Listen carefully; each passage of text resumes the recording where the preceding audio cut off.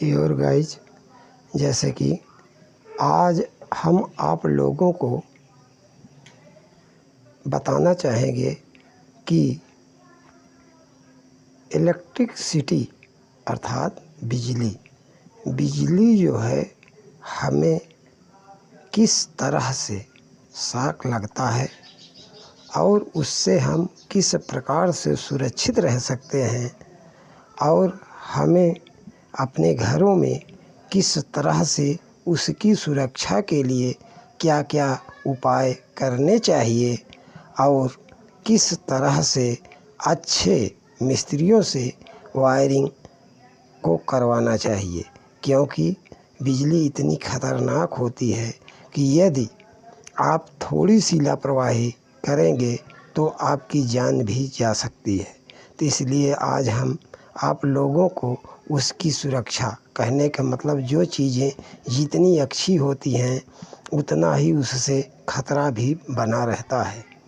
तो हम आप इस बिजली की वोल्टेज से या बिजली के करंट से बचने के लिए कुछ उपाय और कैसे हमें शॉक लगता है, इन सब के बारे में मैं विधिवत बताऊंगा। और जो है इसकी सुरक्षा हमें किस चीज़ से करनी चाहिए और हमें क्या क्या सावधानियां बरतनी चाहिए, इन सब का डिटेल हम बताएंगे। तो जैसे कि हम अभी आप लोगों को ये बता रहे थे कि बिजली किस तरह से हमारे घरों में आती है और कैसे हम लोगों को लाभ देती है, हर घरेलू कार्य क्या क्या कर सकते हैं और कैसे करें कि हमें शॉक न लगे।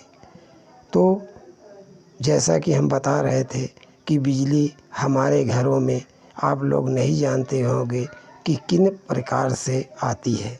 तो सबसे पहले यही हम प्राथमिक स्टेज में बताना चाहेंगे कि जहाँ पर अल्टरनेटर लगे हुए हैं, जैसे पानी से बनाई जाती है बिजली, तो पानी से ना बना करके यह जो है जनरेटर को टरबाइन के द्वारा चलाया जाता है और वहाँ से बिजली को ट्रांसमिट, कहने का मतलब इसको वोल्टेज को, चूँकि वहाँ वोल्टेज कम रहता है तो उसको हमारे घरों में तक सप्लाई आने में बहुत वोल्टेज ड्राफ्ट हो जाते हैं।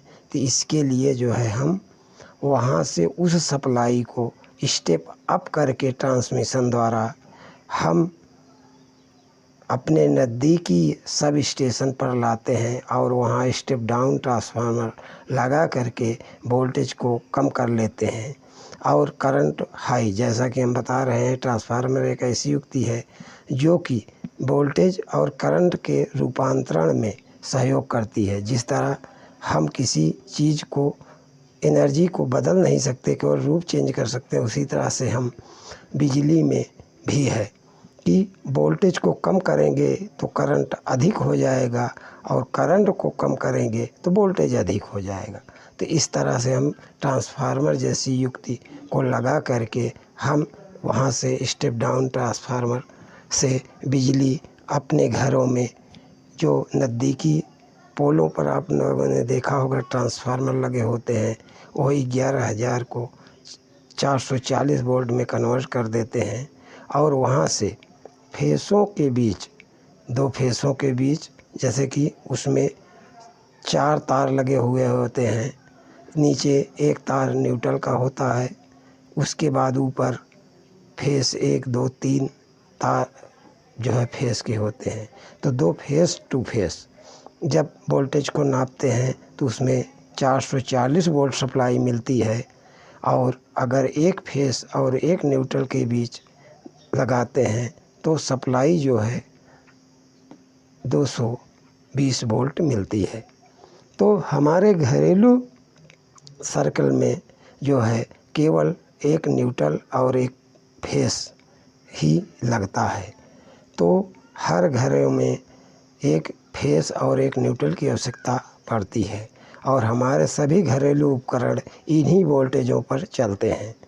और जो है पावर इंडस्ट्री में हमें 440 वोल्ट की ज़रूरत पड़ती है, जहाँ पर मोटरें या अन्य मशीनें चलाई जाती हैं।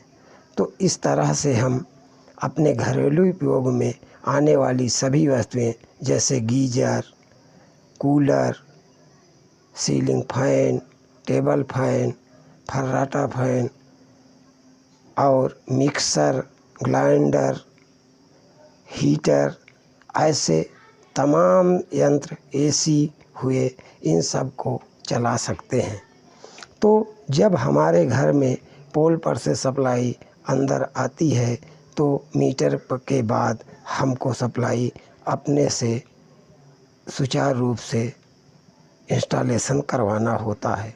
तो सबसे पहले हम यह बताएंगे कि एक बिजली से यदि सुरक्षित रखना है तो इस वोल्टेज से बचने के लिए हमें जो है न्यूट्रल के संपर्क में नहीं आना होता। यदि बिजली न्यूट्रल के संपर्क में हमें आ जाएगी तो शॉक लग सकता है। तो इसलिए हम इसकी सुरक्षा के लिए हमें एक ज़मीन के अंदर अर्थ कराना होता है। अर्थ करा देंगे जिससे हम पूरी बिल्डिंग को अर्थ कर देंगे। यदि कहीं पर तार लीकेज होता है तो उसके लीकेज के द्वारा हमारे घर में सप्लाई ब्रेक हो जाएगी। जैसे कि एमसीबी वगैरह लगा देते हैं तो हाई करंट लीक होगा और वह एमसीबी गिर जाएगी। तो इस तरह से हम बता रहे थे कि सुरक्षा की दृष्टि से जो है हम ऐसे उपकरण का प्रयोग करेंगे और अर्थ करा लेंगे।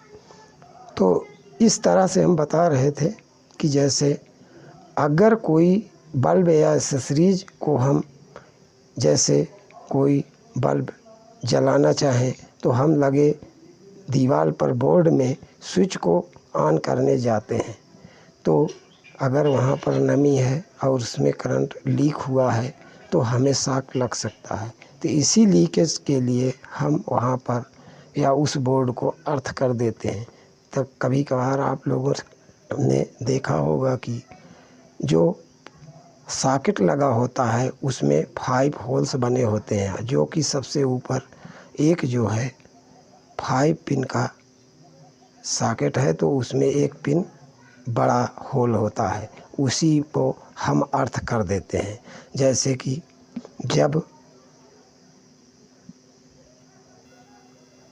जो है करंट हमारे प्रेस वगैरह में लीक करता है तो यह सीधे ज़मीन से अर्थ हो जाता है और हमें शॉक नहीं लगता। तो इस तरह से हम शॉक के चपेट में नहीं आ पाते। और यदि हम इस सुरक्षा की दृष्टि देखें तो हमें किसी लकड़ी या तख्त पर खड़े होकर के जो जब हम बिजली में कोई कार्य करें तो उस पर खड़े होकर के करना चाहिए। तो योर गाइज, जैसे कि मैं बता रहा हूँ कि बिजली की सुरक्षा अपने हाथों में है। कभी भी प्लग पकड़ कर के खींचना नहीं चाहिए।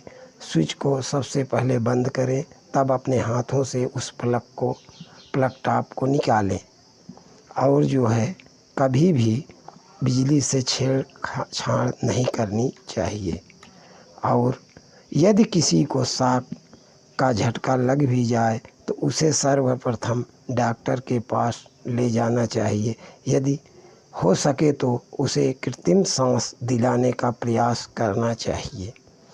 और वह कृत्रिम सांस अपने से भी दिलाई जा सकती है। उसकी कुछ प्रक्रियाएं हैं जिसको कि हम आपको अगली वीडियो में बताएंगे कि किस तरह से कृत्रिम सांस दिलाई जा सकती है। तो योर गाइज, मेरे इस वीडियो को देखें और यदि अच्छा लगे तो सब्सक्राइब करें और ऐसी ही वीडियो मैं पुनः लेके आता